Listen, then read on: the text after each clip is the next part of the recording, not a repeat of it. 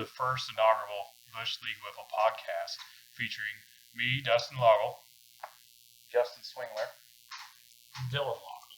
And we are members of the team in the tournament called Buschwackers. And we would just like to start kind of from the beginning here. And we play in a league that is known as the YiSH for the town of Newton, Illinois, in the country area. And it's very local. We would like to get more people involved, obviously. And we just want to talk a little bit about it if you're shy or whatever, because we were brand new to the scene just a couple years ago. Justin, do you have any thoughts? It's a good time. I had no idea what to expect. I knew we grew up playing wiffle ball in the backyard and for the heck of it. And then I moved back into town from Ohio, and here Dustin's like, "Hey, Justin, you need to come out to the YiSH place. There's other people who play wiffle ball." Yeah, we thought we thought we were total dorks, like playing wiffle, and we still are. I mean, we are. We take this way too seriously, but it's fun to take seriously because as you become an adult, you crave something for competition instead of just being, work all the time. Keeps us active. Keeps you active. Yes, exactly. And if you're like me, you're hurt all the time anyway, so it's definitely something to keep throwing on your body. Keeps the beer belly at a minimum. Keeps the beer belly at a minimum. So. Even way back when, it was kind of our goal for us, for me and you, just to start our own wiffle ball league. Right. And right. it never really came to fruition. It didn't. But then I never knew this existed. Neither did I. And that was what's great. And I think we're getting better about putting the media out there and getting, people's ears tuned in to what's going on. But we were brand new to the scene, and coming in, it's not a bunch of people who are going to rag on you for being new. Everyone's pretty nice. There's going to be a couple, for lack of a better word, douchebags that are out there that you're going to spot them probably pretty quick just by looking at them. And but they're still nice people for the most part. They just get a little over competitive probably at times. But who does? Yeah, that's true. So we came in, brand new team, entered the tournament, didn't even have any league play or nothing, and we ended up going all the way and winning the championship somehow. So somehow. So there's no reason to be afraid. Now, we did have the luxury of growing up around the game, but how many people did we have on our team? There was, I think we had the minimum, which was 6. Yeah. You had to have 2 of the opposite sex. It was Renee and Morgan. And Sierra did play.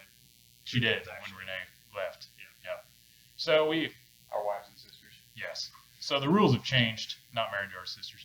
The rules have changed, but all we're trying to say is that even if you're not athletic, believe me, we play with a lot of guys that don't look like they have any skill at all, and just practice makes perfect. And even so, for no more than they've tried, they hold their own absolutely. You just got to play smart and strategize a little bit, and I mean, you'll get the hang of it. It is very hard to hit a wiffle ball, especially with now in the league, pitching's becoming more and more competitive, but there's people there that'll help you out, and you can talk to a lot of guys and drink beer, and the camaraderie is nice. And so that's all we're really looking to do is spread the word and get people out. So if you're shy, you get a hold of any one of us through email or text or whatever, and we can tell you how to get there, or we can show you the ropes of it or what we know anyway.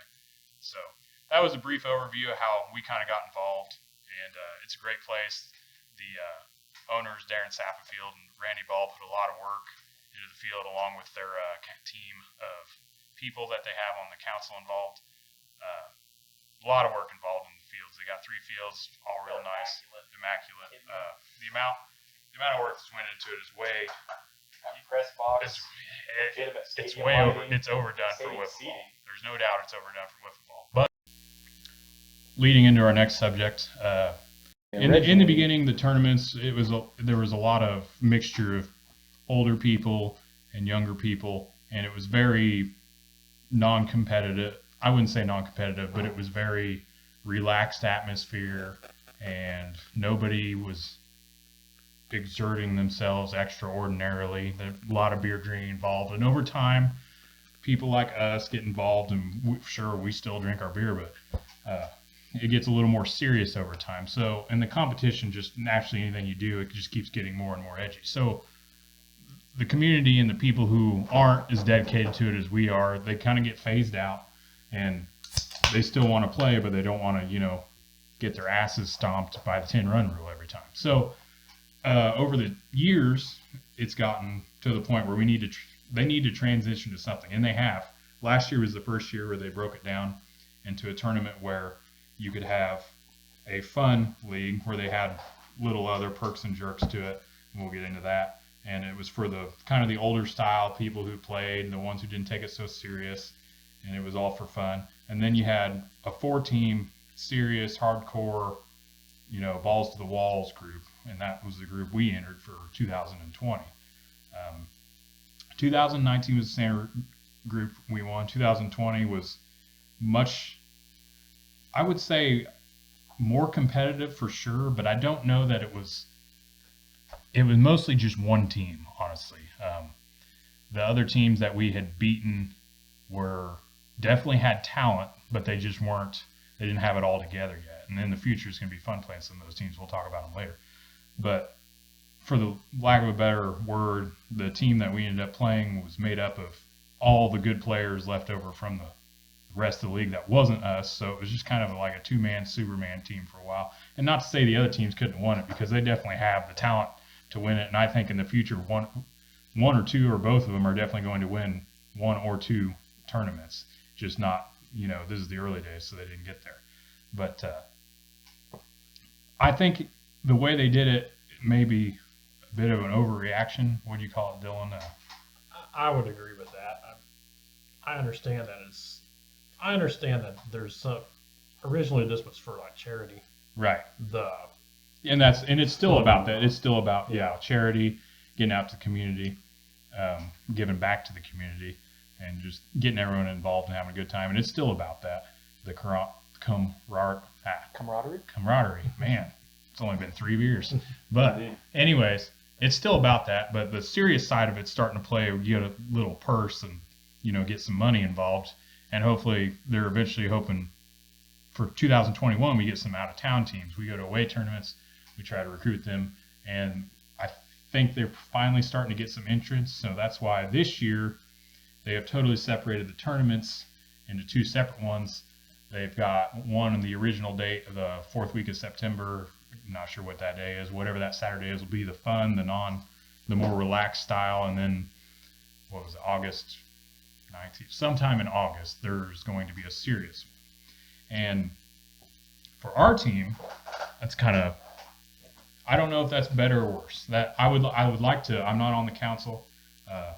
I've got my own reasons why, but I would like to have been a fly on the wall and hear how that conversation went down, because we've had problems in the past of people getting burnt out, and I don't know if this is helping the situation or making it worse, because too much of a good thing isn't good. I think it's got to be all about retention of players. I mean, last year the reason they had less people sign up for the tournament. They did. Because the year before, there started to be getting more competition coming out there. It started being less fun for, the casual beer drinker who just wants to come out there and swing the bat a couple times and hit a wiffle ball and run around the bases. Well, and I think another thing about it is, the slight rule changes over time has affected it too, and the perks and jerks and that. I mean that. I didn't play in the phenomenon, but I feel like I'm not a fan personally. I think that takes away from it. I don't know what the general, maybe the fun side liked it. Me personally, I didn't play in it. I was hurt. Otherwise, I probably would have, but I'm not a fan. Dylan, what do you think? Yeah, I feel like in that respect, they killed a fly with a shotgun. Yeah. They went too far in the other direction. And then we talked about this over text. Originally, it was the three inning pitch rule limit for a pitcher. They changed it to 1 inning.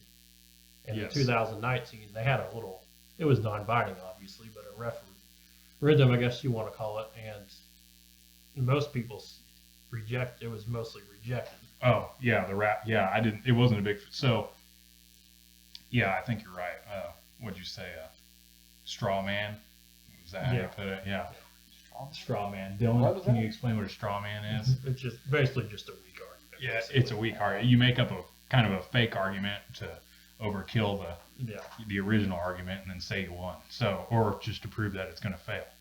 So, I mean, And that's kind of what it was. It's just like, okay, you want to do this, and then they just went totally overboard, in my opinion, totally overboard. When really all they needed to do was, just simplify it just a hair more. Like if the 3-inning pitch rule, you just needed to separate it. You didn't need to change the rules at all. The rules were fine. You just needed to separate the fun, from the serious. That is all you needed to do. That went too far. If anything, maybe you could have met in the middle and went like 2 innings instead of 3. Like if anything, but I think all the teams that were there, the 3-inning was working good.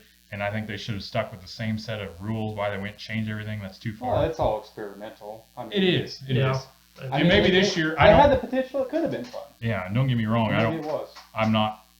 This is all new, so I don't have any details on what's going to happen this year. They may go revert back to the original rules. They definitely should. And if they don't, I think it's very foolish of them. But that is just my opinion. I am not the owner of the league. I have just been involved the last few years, so this is all opinionated heavily. Whatever gets people out there. Whatever gets people out there. Honestly, I think is what the best thing to do. Yeah. I mean, maybe the casual wiffle baller who just wants to come out there and have a good time. Maybe they like the idea of that. Especially if there's a weaker team where you don't have any big name pitchers or big hitters or anything like that, and you're going up against a team of studs. Yeah. But even in 2020, we still had that. You encourage one team to get 6 good pitchers together. It's like, if you want to pitch 1 inning, it's like. Yeah, so that's another good point. You had other super teams formed just to kind of, to try to win. Just to try to prove the rule changes wrong, just to try to ruin it, which it is what it is. I don't necessarily blame the team for doing it. There's unintended consequences. Right, yeah. So I think they made a problem out of something that maybe wasn't there, Well, just like you said, strong. But yeah, there was a solution for a problem that never existed. People still want, it's fun, but people still want to win the fun. Right. Yeah, it's just. Yeah. Yeah, and that's to say, and I feel like the problem is the Louisville Chuggers won it 2017 and 18, if I'm not mistaken. I may be wrong. They won the tournament before we came in 2019. Out of nowhere, won it again in 2020. In 2019, we were a wild card. It's not like it's not like we dominated. We got beat, and we lost a game in pool play to the Wall Wifflewackers, and we could do a whole podcast on us and that team. I hope we play them again sometime because I feel like there's a little unfinished business there. There's a lot of trash talking from certain individuals. But anyway, so we lost to them, and then we ended up having to play them again in the first round and talk about a game that honestly was probably our hardest game that we ended up winning because, I wouldn't say that because then we had to play the Chuggers in 2019. And the Chuggers were 2-time champs. That team's full of studs, and I don't know if they hit a brick wall or they sat too long or, whatever. You could dream up all kinds. We won a combination of them sitting too long, and we just. In wiffle ball, if you sit, it ruins you. Yeah, you have to keep playing. There's a fine line in there, but sitting is worse than playing too much, in my opinion. We've lost. The only time we win is the only time we win is if we've sat for a while. Yeah.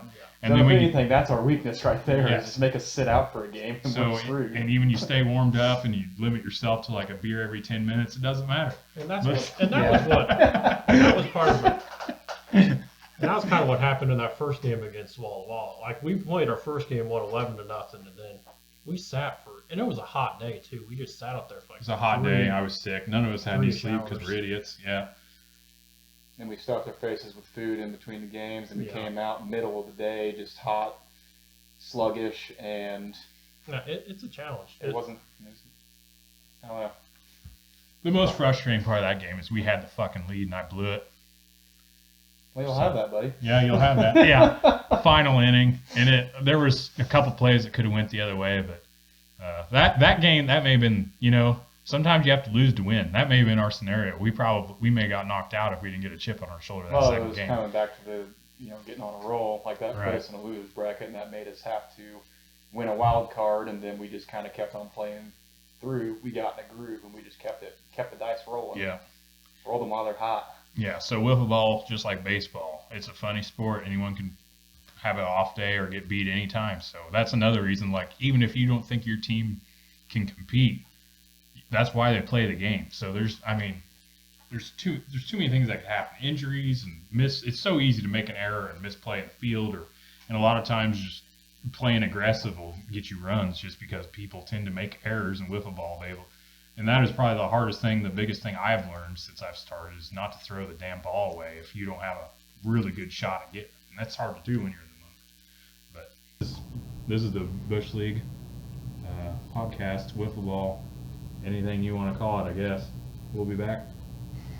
I saw the light in a sunrise, sitting back in a 40 on the muddy riverside, getting baptized in holy water and shine with the dogs running. Testing. Yeah, put your face like that. 1, 2. That's what I'm talking about.